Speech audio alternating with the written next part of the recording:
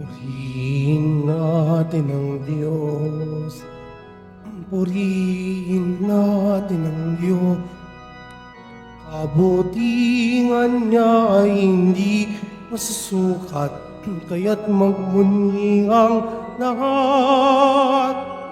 Pag-ibig niya ay wagas, gasan natin at lakas. Pagpapal na niya ay laging bumubuhos. Purihin natin ang Diyos. Sa ngalan ng Ama, ng Anak at ng Espiritu Santo, Amen. ang pagpapala ng ating Panginoong Jesucristo, ang pag-ibig ng Diyos Ama, ang pakikipagkaisa ng Espiritu Santo ay sumayinyong lahat. At sumaiyo rin. Magandang umaga mga kapatid. Sa araw pong ito, ating ginugunita ang kapistahan ni Santa Monica. At tayo ay nagpapasalamat sa biyayang kaloob ng Diyos sa atin. Tandaan nito, halina ating itaas ang intensyon sa misang ito, ang ating mga personal na kahilingan at yung ding mga humingi ng panalangin. Taglay ang pusong mapagpasalamat, halina mga kapatid, aminin natin ating mga kasalanan at humingi ng kapatawaran. Inaamin ko Sa makapangyarihang Diyos at sa inyo mga kapatid, na lubha akong nagkasala sa isip, sa salita, sa gawa, at sa aking pagkukulang. Kaya isinasamo ko sa mahal na Birheng Maria, sa lahat ng mga anghel at mga banal, at sa inyo mga kapatid, na ako'y ipanalangin sa Panginoong ating Diyos. kawan tayo ng makapangyarihang Diyos, patawarin tayo sa ating mga kasalanan at patnubayan tayo sa buhay na walang hanggan. Amen. Manalangin tayo. Ama naming makapangyarihan, dinaramayan mo ang mga nagdadalamhati, ang matimyas na pagluha ni Santa Monica ay tinugon mo upang pagbubunsod ng magbabagong buhay si San Agustin, anak niya. Bilang tugon sa kanyang na makatuwang na panalangin, loobin mong aming tangisan ang pagsuway namin at marapatin mo ang katapatan mo ay aming kamtin. Sa mamagitan ni Jesucristo kasama ni Espiritu Santo, magpa sa walang hanggan. Amen. Magsiupo muna ang lahat. Pagbasa mula sa unang sulat ni Apostol San Pablo sa mga taga-Tesalonika. Tiyak na natatandaan pa ninyo, mga kapatid, kung paano kami gumawa at nagpagal araw-gabi para hindi kami maging pasanin ni numan. Samantalang ipinahayag namin sa inyo ang mabuting balita. Saksi namin kayo at gayon din ang Diyos na kami ay tapat, mabuti at ganap sa pakikitungo sa inyo na mga sumasampalataya. Tulad ng alam ninyo, kami naging parang ama ng bawat isa sa inyo. Pinalakas namin ang inyong loob, inaliw kayo at hinimok na mamuhay ng tapat sa paningin ng Diyos na humirang sa inyo upang makahati sa kanyang kaharian at kalwalhatian. Ito pa ang lagi naming ipinagpapasalamat sa Diyos nang ipangaral namin sa inyo ang kanyang salita. Tinanggap ninyo ito bilang tunay na salita ng Diyos at hindi ng tao. Ano pat ang bisa nito'y nakikita sa buhay ninyong mga sumasampalataya. Ang salita ng Diyos. Salamat sa Diyos. Ako'y iyong siniyasat, kilala mo akong ganap. Ako'y iyong siniyasat, kilala mo akong ganap. Saan ako magpupunta upang ako'y makatakas? Sa banal mong espiritu, hindi ako makaiwas. Kung langit ang puntahan ko, pihong ikaw ay naroroon. Sa Sheol ay naroon ka, kung doon ako manganganlong. Ako'y iyong siniyasat, kilala mo akong ganap. Kung ako ay makalipad, umiwas na pasilangan, o kaya ang tirahan ko'y ang duluhan ng kanluran, pihong ikaw ay naroon upang ako ay pangunahan. Makatagpo kita roon upang ako ay tulungan. Ako'y iyong siniyasat, kilala mo akong ganap. Kung ang aking pagtaguan ay ang dilim na pusikit, padilim parang gabi ang liwanag sa paligid, maging itong kadiliman sa iyo ay hindi dilim, at sa inyo yaong gabi parang araw na maningning. Ako'y iyong siniyasat, kilala mo akong ganap. Magsitayo po ang lahat.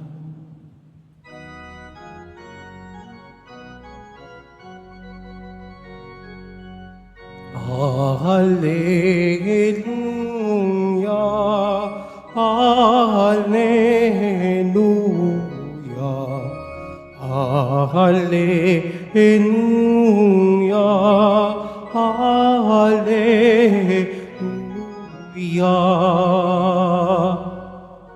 Lubos na magtatamasa ng pag-ibig ng Diyos Ama ang sumunod sa anak niya. Hallelujah, Hallelujah, Hallelujah, Hallelujah.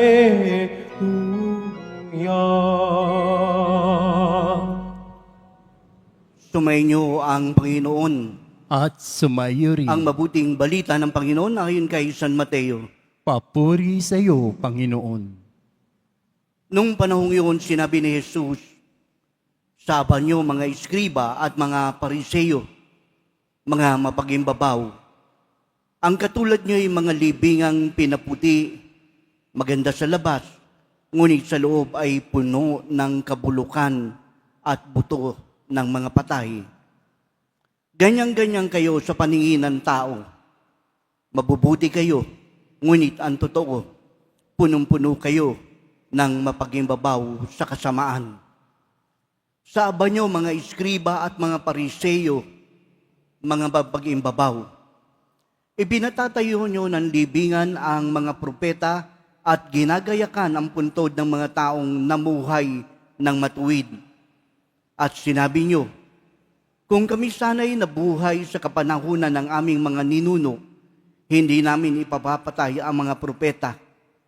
Sa sinabi ninyong iyan, inaamin ninyong kayo'y mga anak ng mga nagpapatay sa mga propeta. Sige, tapusin niyo ang pinanimulan ng inyong mga ninuno."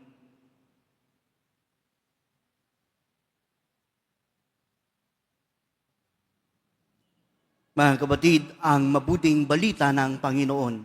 Pinupuri ka namin, Panginoong Hesukristo. Magsiupo muna tayong lahat. Magandang umaga pong muli sa inyong lahat, mga kapatid. Ngayon po ay nagdiriwang din po tayo ng pag-alala o paggunita kay Santa Monica. Si Santa Monica po ay ang nanay ni San Agustin. Si San Agustin po ay isa po sa mga, sabihin po nating mga nagkasala talaga bago pa siya maging santo. Matigas ang ulo, halos lahat ng kasalanan ay kanyang talagang naranasan. At sa kabila po nito, nagkaroon pa rin po ng conversion. At ang sabi, ito rin po ay dulot ng pananalangin ng kanyang nanay na si San Monica.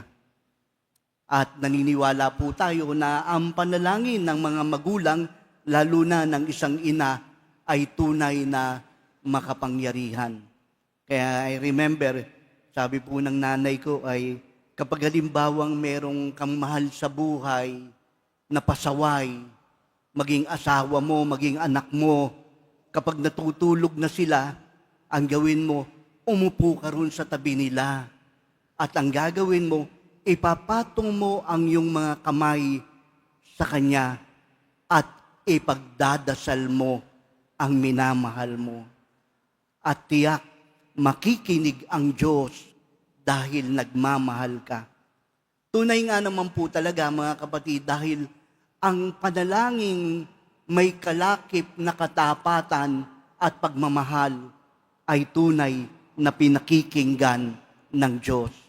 At ito po si Santa Monica. Mga kapatid, sa Ebanghelyo po natin, ito po yung tinatawag na 7 aba o mapag-imbabaw. Sunod-sunod po na binabatikos ng ating Panginoong Jesucristo itong mga eskriba at mga pariseyo. Pero ano po ba yung pinaghuhugutan mismo ng ating Panginoong Jesucristo? Bakit nandun at galit na galit po siya? Hindi po sa dahil sa galit lamang ginagawa niya ang bagay na ito, kundi upang tayong mga nananampalataya ay hindi matulad sa mga kasalanan ng mga taong ito. Alam niyo po, yung sample po rito, yung puntod. Ang puntod po, kulay puti, mostly, di po ba? Alam niyo po kung bakit? Nang sa gayon, ang sabi po sa batas, puti yan para hindi mo mamimiss. Ibig pong sabihin, makikita mo kaagad. Bakit kailangan makita? Para hindi ka makalapit at hindi ka marumihan. Yun po yung tinatawag na impurity. Kaya, puti. Ngunit sa kaloob-looban ng isang puntod, mayroong mga bungo at mga kalansay o mga nabubulok. Kaya ang sabi po rito, kailangang hindi tayo maging ganito. Alam niyo po, makatotohanan po ang Ebanghelyo. Bakit po? Kasi mas madali po sa atin yung magpanggap. Mas napakadali po yung i-present natin ang ating sarili bilang hindi ikaw. Bakit po? Kasi masyado po nating minamahal yung ego natin, yung sarili natin. Kaya naman ang gusto natin, maging maganda tayo. Kaya bakit po kaya ang gusto natin, igagalang tayo. Pero meron pang masigit po rito, para tayo ay hindi pag-isipan na tayo ay hindi gumagawa ng masama. Alam niyo po mga kapatid, huwag na po tayong lumayo. Bakit po? Kahit kayon sa kapanahunan natin, sa ating bansa, sa ating pamahalaan, tinatawag po silang honorable, kagalang-galang. Pero makita niyo po ang kanilang pagpapanggap, nagugulat na lang po tayo, meron pala silang mga nilulutong hindi maganda at sa kaloob-looban ng kanilang mga ginagawa, puro pakitang tao lamang ang kanilang ginagawa. Nang sa gayon, sa susunod na eleksyon, iboto natin sila.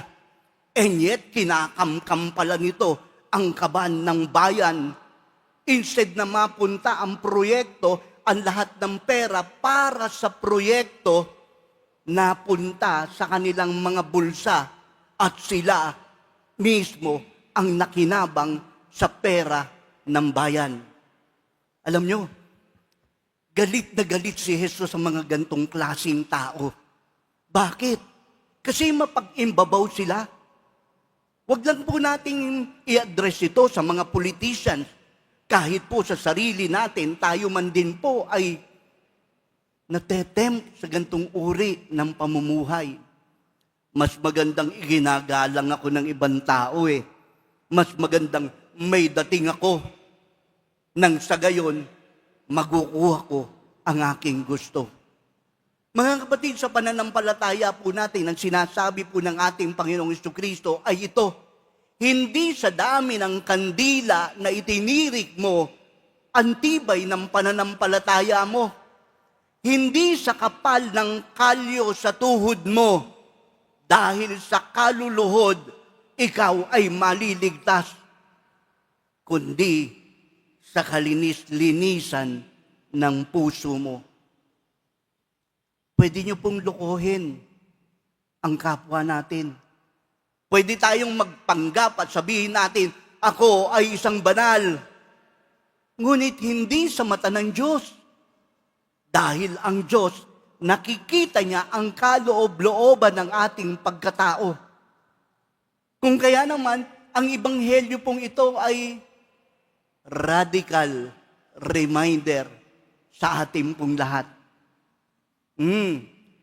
Magdahan-dahan ka ng pagpapahayag at pagpapakita mo kung sino ka. Kung ikaw ay makasalanan, tanggapin mo. Kung ikaw ay mahina, sige lang. Kung ikaw ay marumi, tanggapin mong kinakailangan mong linisin ka. At ito po ang ninanais ng ating Panginoon. Ang mas makita po natin na tayo po ay hindi karapat-dapat at walang maipagmamalaki. At kung mayroon man tayong inaangkin, yan po ay ang ating kasalanan. Mga kapatid, ang isang taong umaamin po na siya ay makasalanan, sa kanya magmumula ang biyaya ng Diyos at gagawa ang Diyos ng bagay para sa kanya upang siya'y maging karapat-dapat. Therefore, ang sinasabi po sa atin sa araw pong ito ay ang bagay na makatotohanan. At sa Ebanghelyo, ipinakikita po sa atin. Huwag tayong magpanggap na tayo ay malinis. Huwag tayong magsabi na tayo ay walang kasalanan. Bagkus aminin natin na sa kabila ng biyayang tinatanggap natin, hindi tayo karapat-dapat. Ngunit patuloy na nagmamahal ang poong Jesus Nazareno at patuloy na kumakalinga sa atin. Hindi sa dahil ikaw ay karapat-dapat, kundi dahil sa ang Diyos ay tapat. Siya ay nagmamahal sa iyo. Kaya sa araw pong ito, magalak po tayo. Tanggapin po natin na tayo'y naging mapag-imbabaw at sa kabila ng ating kahinaan, tanggapin po natin ang poong Jesus Nazareno na nagmamahal sa atin sa kabila ng ating kasalanan. Amen. Magsitayo na po ang lahat.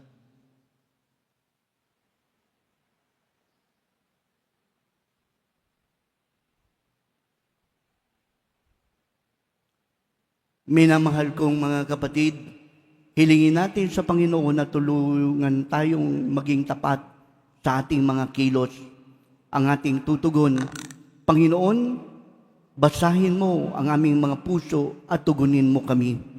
Panginoon, basahin mo ang aming mga puso at tugunin mo kami.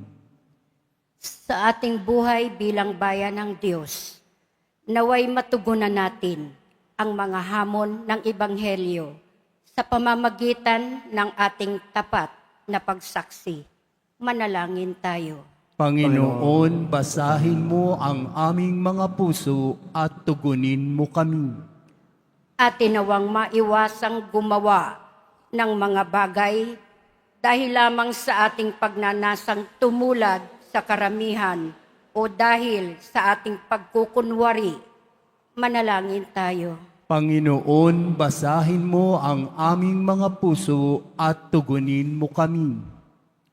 Ang mga nawala ng pag-asa dahil sa ating masamang pakikitungo at pag-uugali, naway manumbalik sa pagsamba sa Diyos sa pamamagitan ng ating pagbabagong buhay. Manalangin tayo. Panginoon, basahin mo ang aming mga puso at tugunin mo kami. Ang mga may sakit, naway makita ang mapagpagaling na kamay ng Diyos sa kanilang mga dinaranas na mga pagsubok at paghihirap. Manalangin tayo. Panginoon, basahin mo ang aming mga puso at tugunin mo kami. Ang mga yumao sa buhay na ito, naway tanggapin sa walang hanggang kalwalhatian. Manalangin tayo. Panginoon, basahin mo ang aming mga puso at tugunin mo kami. Ama, tulungan mo kaming sambahin ka ng may katapatan sa aming puso at malapit kami sa iyo sa Espiritu at sa katotohanan. Hinihiling namin ito sa magitan ni Kristong aming Panginoon. Amen. Magsiupo muna ang lahat.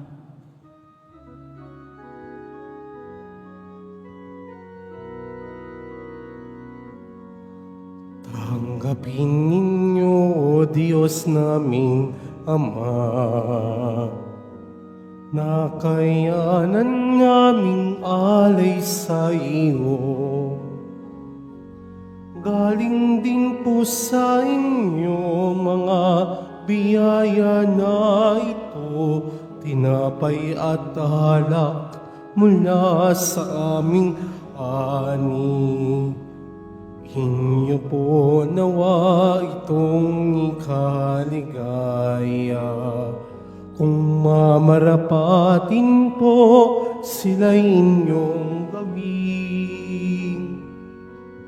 Katawan at dugo ng inyong anak, minamahal naming Jesus. Minamahal naming Jesus.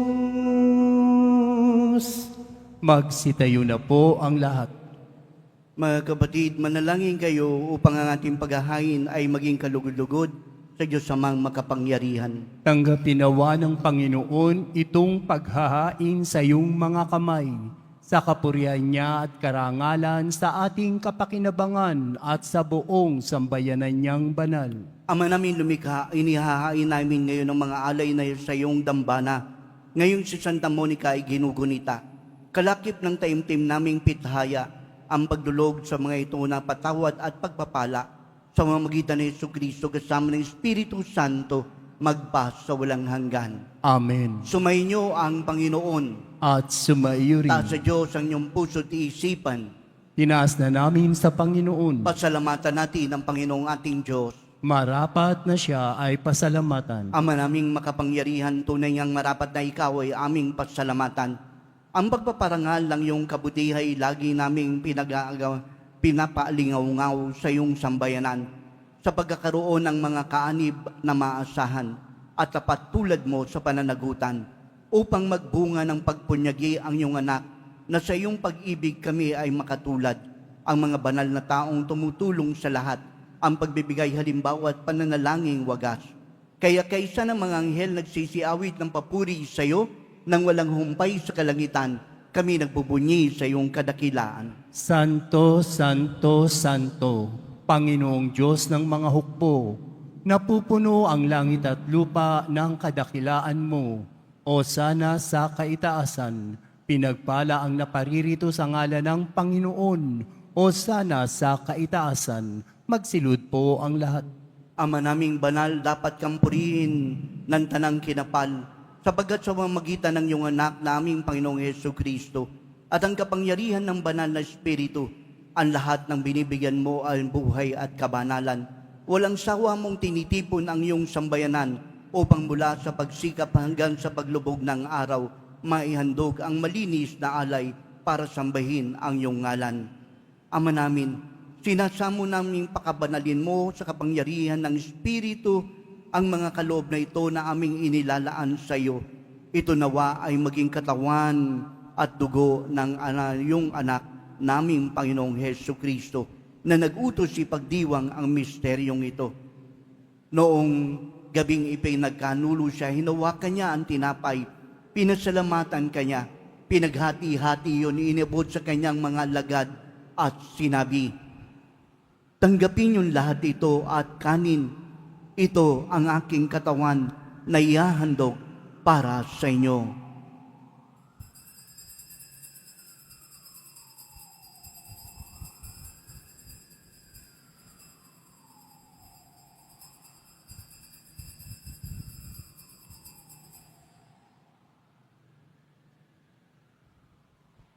Ganon din naman nung matapos ang hapunan, hinawakan niya ang kalis. Muli kanyang pinasalamatan. Inibot ang kalis sa kanyang mga alagad at sinabi, tanggapin yung lahat ito at inumin.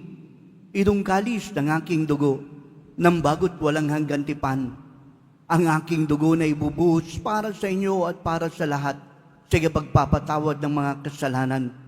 Gawin niyo ito sa pag-alaala sa akin.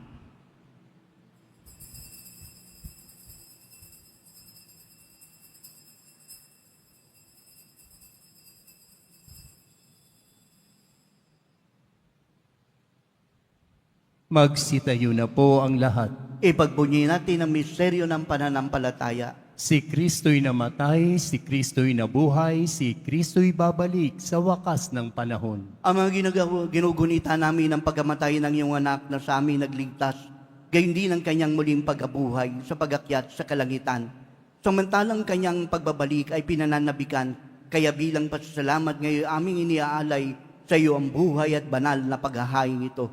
Tunghayan mo ang mga handog ng iyong simbahan, masdan mo ang iyong anak na nag-alay ng kanyang buhay upang kami ay pagkasundo sa iyo. Lobin mong kami magkasalo-salo sa kanyang katawan at dugo, ay mapuspos ng Espiritu Santo at maging isang katawan at isang diwa kay Kristo. Kami naway gawin mong handog at habang sa panahon ay nakatalaga sa iyo. Tulungan nawa niya kaming magkamit ng iyong pamana, kaisa ng iyong ina ng Diyos, ang mahal na Birhen, ang kanyang kabiyak sa pusong si Jose, kaisa ng mga apostol, San Juan Bautista, mga martir, San Pedro, at silang mga banal na iniasahang laging nakikiusap para sa aming kapakanan. Ama, ang handog ng aming pakikipagkasundo sa iyo nagbunga nawa ng kapayapaan at kaligtasan para sa buong daigdig.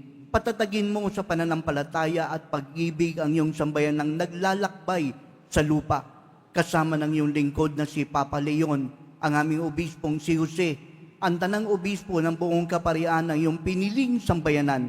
Dinggin mo ang kahilingan ng iyong angkan na ngayon tinipin mo sa iyong harapan. Ama, mauna maawain, kupkupin mo at pag-isahin ang lahat ng iyong mga anak sa bawat panig ng sulok ng daigdig. Kawan mo't patuloyin mo sa iyong kaharian ang mga kapatid naming yumao, ang lahat ng mga lumisa na sa mundong ito na nagtataglay ng pag-ibig sa iyo. Kami ay umaasang makararating sa iyong piling at sama-samang magtatamasa ng iyong kaniningang walang maliw sapagkat aming masisilayan ang iyong kagandahan sa mamagitan ng aming Panginoong Jesucristo na siyang nagpinagdaraanan ng bawat kaloob na aming kabutihan. Sa pamamagitan ni Kristo, kasama niya at sa Kanya, ang lahat ng parangal at papuri ay sa iyo, Diyos samang makapangyarihan, kasama ng Espiritu Santo, magpa sa walang hanggan. Amen. Sa tagubili ng nakagagaling na utos at turo ni Jesus, Panginoon natin at Diyos, pahayag natin ang lakas loob. Ama Ama namin, sumasalangit ka, sambahin ang ngalan mo. Mapasa amin ang kaharian mo, sundin ang loob mo dito sa lupa para nang sa langit. Bigyan mo kami ngayon ng aming kakanin sa araw-araw at patawarin mo kami sa aming mga sala para nang pagpapatawad namin sa nagkakasala sa amin. At huwag mo kaming ipahintulot sa tukso at iadya mo kami sa lahat ng masama. Hinihiling namin kami adya sa lahat ng masama, pagkadaban ng kapayapaan araw-araw, ligtas sa kasalanan, layo sa lahat ng kapahamakan. Samantalang aming pinananabigan ang dakilang araw ng pagpapahayag ng tagapagligtas naming si Jesucristo. Sapagkat iyo ang kaharian at ang kapangyarihan at ang kapurihan magpakailanman. Amen. Mga kapatid, dalhin ang manalangin para sa kapayapaan. Kapayapaan sa buong mundo.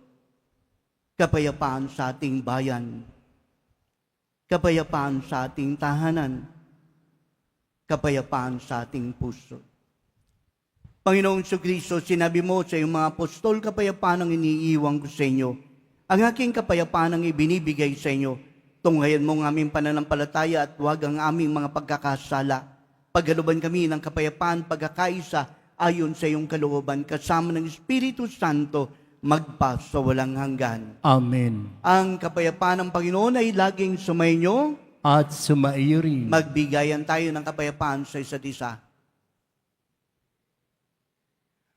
Kordero ng Diyos na nag-aalis ng mga kasalanan ng sanlibutan, maawa ka sa amin. Kordero ng Diyos na nag-aalis ng mga kasalanan ng sanlibutan, maawa ka sa amin. Kordero ng Diyos na nag-aalis ng mga kasalanan ng sanlibutan, ipagkaloob mo sa amin ang kapayapaan. Magsilud po ang lahat. Ito ang kordero ng Diyos. Ito siyang nag-aalis sa mga kasalanan ng sanlibutan. Mapapalad ang sa kanya'y patuloy na tumatanggap. Panginoon, hindi ako karapat-dapat na magpatuloy sa iyo, ngunit sa isang salita mo lamang ay gagaling na ako.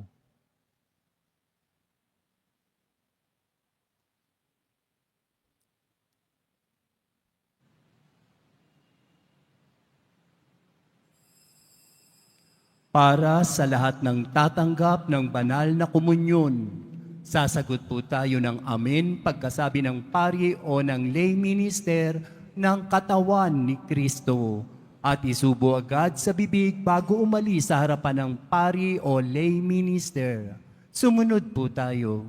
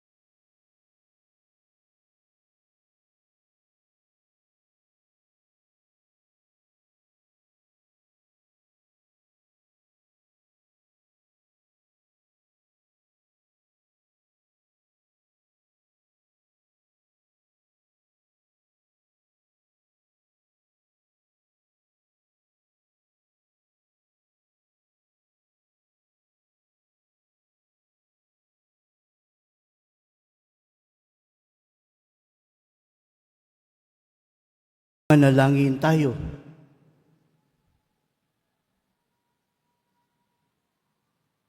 Ama naming mapagmahal, ang mga banal na pakikinabang ngayon si Santa Monica ay pinarangalan, ay magdulot nawa ng liwanag at alab ng sa aming buhay upang maging maningas ang mga hangarin naming banal at maging masagana ang mga ginagawa naming kabutihan. Sa pamamagitan ni Jesucristo kasama ng Espiritu Santo magpa sa walang hanggan. Amen. Sumainyo ang Panginoon.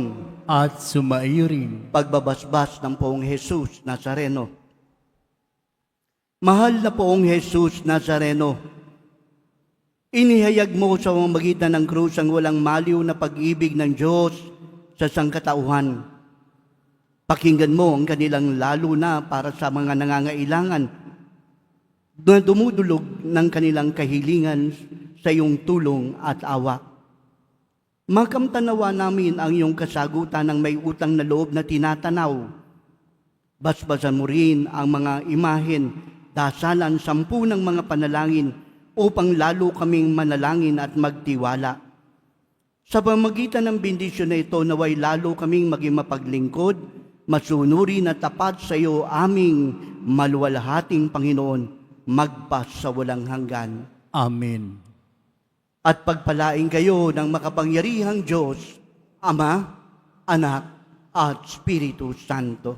Amen. Humayo kayong taglay ang kapayapaan ng Poong Jesus Nazareno. Salamat sa Diyos.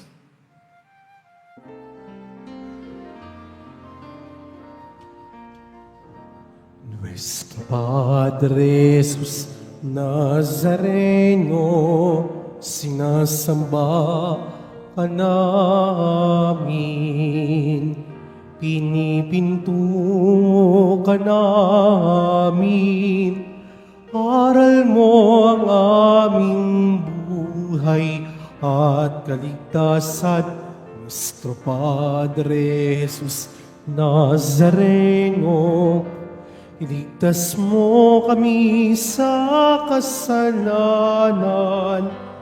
ang krus mong kinamatayan ay sagisag ng aming kaligtasan. Nuestro Padre Jesus Nazareno, dinarangal ka namin. Nuestro Padre Jesus Nazareno, binulwalhati ka namin. Nuestro Padre Jesus Nazareno, dinarangal ka namin. Nuestro Padre Jesus Nazareno, dinulwalhati namin.